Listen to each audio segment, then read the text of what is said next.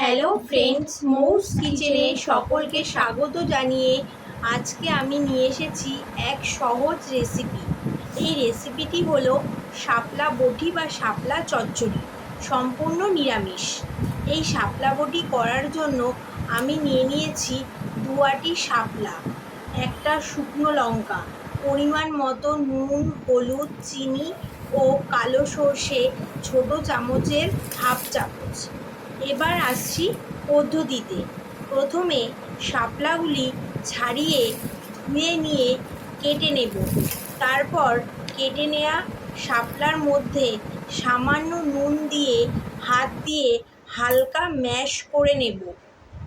এরপর কড়াই বসিয়ে কড়াই গরম হলে কড়াইতে পরিমাণ মতো সর্ষের তেল দিয়ে তেল ভালো করে গরম হলে তেলের মধ্যে সর্ষে, শুকনো লঙ্কা ফোড়ন দিয়ে আগে থেকে ম্যাশ করে জল চিপে রাখা শাপলাগুলি দিয়ে কড়াইতে দিয়ে দেব। ওর মধ্যে হলুদ দিয়ে নেড়ে নিয়ে ভাজা ভাজা করব। যেহেতু শাপলা জলের জিনিস, তাই এতে কোনো রকম জল ব্যবহার করব না। আর ম্যাশ করার সময় আমি নুন দিয়েছি, তাই শাপলার টেস্ট বুঝে স্বাদ মতো লবণ দেব।